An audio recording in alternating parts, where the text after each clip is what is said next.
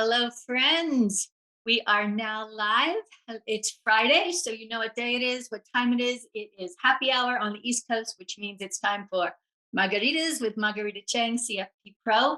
We are so happy to be here, especially since it's LGBTQ History Month. And we have an amazing guest here. Andrew Chanin is the co-founder and CEO of Procure Holdings, and he will be talking about his exchange-traded fund and the LGBTQ community. Hello, everyone. Thank you so much for tuning in with us to celebrate LGBTQ History Month. LGBTQ History Month is very special. It is an annual, month-long observance of the contributions of lesbian, bi, gay, transgender members of our community and the civil rights movement. So we can think of no better way to kick this off than with our special guest, Andrew. Andrew, thank you so much for being here. Thrilled to be here. Thanks for having me. So our topic today, of course, is the power of the LGBTQ community and this amazing, I'm allowed to say amazing, because it's my show and we don't have to worry about compliance, but this amazing ETF, exchange traded fund. So if you don't mind, before we get into the exchange traded fund, you share a little bit of story about how you launched this, and then you can talk about the fund and the strategy. Happily. So actually several years ago, we were approached by an individual, Bobby Blair, and the company Maxim Group. And they had approached my partner and I, knowing that we are in the business of creating and launching exchange traded products. And Bobby Blair is a champion of the LGBTQ plus community. He's a former professional tennis player and someone that wanted to make a difference for the community. And by coming out, he has done so. And he wants to do many different things to help make those decisions and life afterwards for individuals that come out much easier, so they don't have to go through a lot of the struggles that he had to live with. And one of the goals that he had when he came to us was creating a financial product that individuals from the LGBTQ plus community, their allies, and others that wanted to support this community and show with their own investment dollars that this community matters to them. He wanted to create a product for them and hopefully something that would attract the interest of those just beyond the community. And after spending a significant amount of time working with them, we developed a strategy that we felt was something that was not just representative, but also inclusive of the community and their viewpoints. And one of the things that was kind of on our minds was that there had been attempts to create financial products before, designed for the LGBTQ plus community, but we felt that they fell short in several ways. But most notably, the way that they had calculated the companies that went in were essentially heavily reliant upon the various HR, from the companies themselves, how their own HR departments would report various things. And to us, that didn't seem like it went far enough. And so after, working on a whole bunch of different ideas, we came out with an approach that we thought was one that would be embraced by the community and one that would help, represent those companies that were doing better for the community, as judged by the community itself. And that's what we were able to do when putting together the ETF LGBT. I know, I love the ticker. And then what really resonated with me is the process, just how inclusive it is. You're really reducing the risk of greenwashing because this is very sincere and inclusive. So share with us, how you go about doing that. So it's great that you use the term greenwashing. It's one that is seemingly becoming more prevalent around the investing world, and even just how companies describe themselves. And for the LGBTQ plus community, this is something that we see where companies might not necessarily have the best intentions when trying to show that they're supportive of the community. And in many cases, it's just slapping their company's logo on a rainbow flag and having a float at a parade. And sometimes it just ends there. And it takes more than just saying that we're good and supportive of the community. It's actually by the various actions that these companies take. And so relying just on what a company's HR department reports might not give you the full picture. And for many individuals, they can see what is authentic and what is not, what resonates with them and what doesn't. And for this community, that's something that's extremely important. We were hoping that by designing um, a fund to track this type of index that took that extra step in consideration into the methodology process would be one that hopefully the community is proud of and support. So the way that the index works is it starts off with a screen of roughly the S&P 500, and it does an ESG screen looking at several different types of databases, and it removes the lowest scoring ESG companies. Then from the remaining companies, a survey goes out to over 150,000 LGBTQ plus households from across the country, different regions, ages, socioeconomic backgrounds, and it gives them a sample of those remaining companies, and it asks them questions about their preference and loyalty towards those companies, which ones they think are actually doing best and are most aligned with their community. And we'll probably get to it a little bit later, but that, I believe, is truly the special sauce for this index and why this index is so different and important to us. Then with those remaining companies, the top 100, based on these surveys, are found and weighted based on various fundamental criteria. And there you have the LGBTQ plus ESG 100. Awesome. Awesome. No, I absolutely love it. And we spoke about this when you and I connected, and even we mentioned it right before the show that um, it is so important that people recognize the power of the LGBTQ plus community. So can you talk a little bit about the buying power and the loyalty and why this is so important? So the LGBTQ plus community historically has been one of the most loyal demographics for spending and purchasing and supporting companies that they believe are aligned with their community. And most people don't realize, but this community represents roughly $1 trillion in the US alone. So the thinking is by actually going to the community and figuring out which companies resonate with them, as opposed to companies telling us how great they are for this community, but actually going that step and finding out from the community themselves that we help build this product for, that by being able to get their input as far as which companies they believe are aligned and supportive with their community, we're hoping that we can find those companies that hopefully a larger part of their $1 trillion of worth and savings are going towards. So that was, for us, when we had looked at the various research behind these loyalty statistics, it became something that was very important.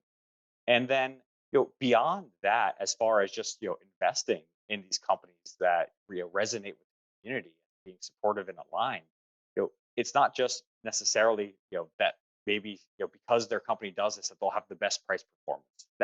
But what we're noticing is that hiring and actually attracting talent, being able to have a happy workforce and being able to attract the best talent, regardless of who they are, where they're from, and and how they live their lives, by being able to treat people equally, that you can hopefully create this healthy, happy workplace and attract the best talent. So by not doing so for these companies, they're risking the ability to attract the best talent that's out there. And then, by being able to have now this time series of this survey that goes out every year, the index performance that shows how these companies are doing, but really the data that we're able to collect from the community to learn more about the companies that they believe are supportive and the ones that aren't. It gives very valuable information about what companies are doing wrong and what they could be doing better to be more supportive of this community, because they could spend $1 billion or more a year saying what they do. However, if it's not truly resonating with the community, it's not going to necessarily have the impact that they're hoping to get.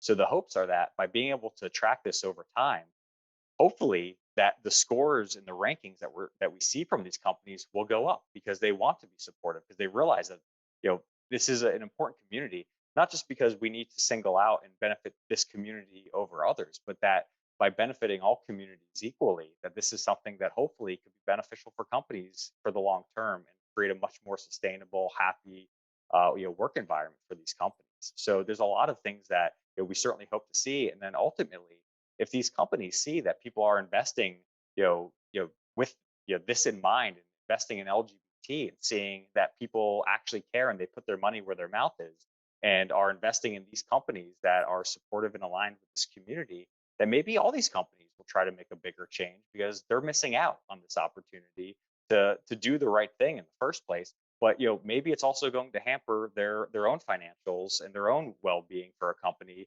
if they aren't aligned with the community and are possibly even doing things that could harm or disadvantage. No, absolutely. And as you mentioned, this is important to track the data because if you don't measure it, you can't track it. And if you're not measuring or tracking, you can't improve. And so this is a better outcome for all. What are some areas? So ESG, environmental social governance, in your experience, what are some areas that you think companies are doing well within ESG to serve the LGBTQ plus community, particularly, I guess, in the area of S and G, because environment, maybe all benefit from that. And I know that's a tough question, but a lot of times the S issue is hard for people or harder for people to understand, for even the Yeah. G. So there are a lot that companies can do, and certainly larger companies have more resources, but by not providing equal opportunity for individuals based on gender, sexual orientation, ethnicity, it can create a very uncomfortable work environment.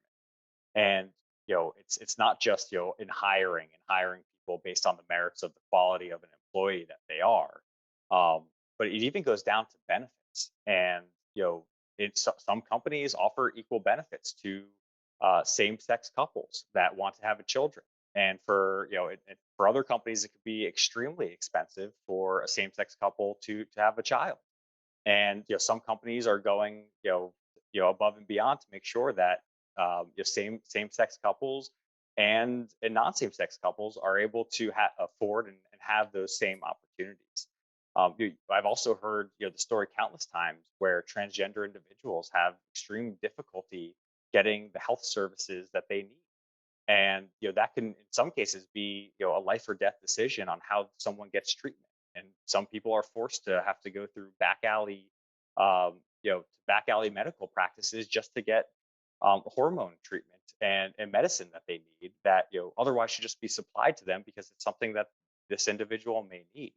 So you look at what a company like Salesforce is doing in their own leadership, and how Mark Benioff has essentially helped create a children's hospital, having realized that some children from the LGBTQ plus community are underserved and misserved, and sometimes not even treated and sent to other places because they won't be treated at their hospitals.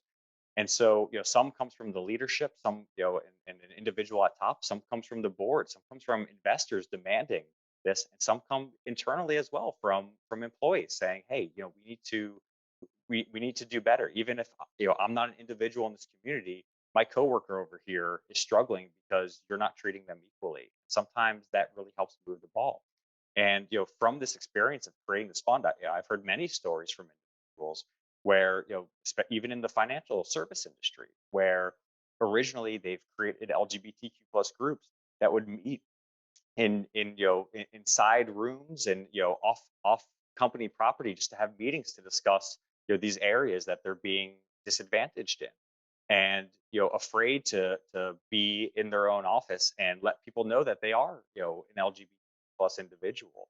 And they've felt more comfortable in recent years and have been able to even have these groups be celebrated within their offices and workplaces, and to bring new membership in, and even more importantly, bring more awareness in.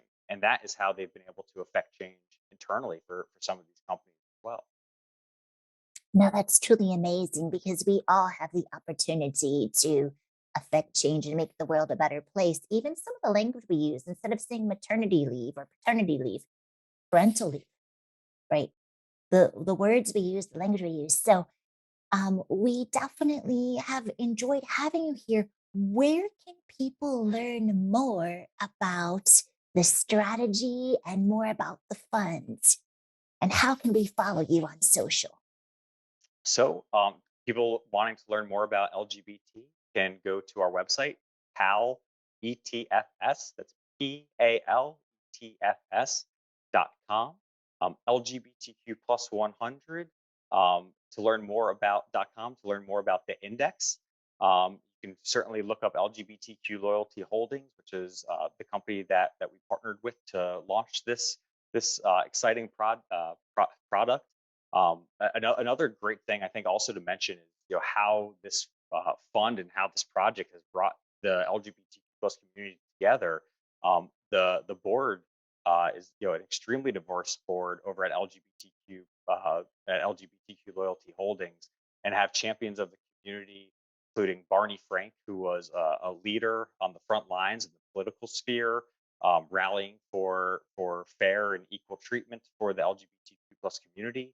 Billy Beane from Major League Baseball, who helped implement LGBTQ night across Major League Baseball. Every team now has a night at least to celebrate and welcome the community. And that's something that other sports leagues around the world have also taken notice of. And the major sports leagues across the United States have all followed suit, realizing the importance of embracing this community and showing that they care and that they're there for them.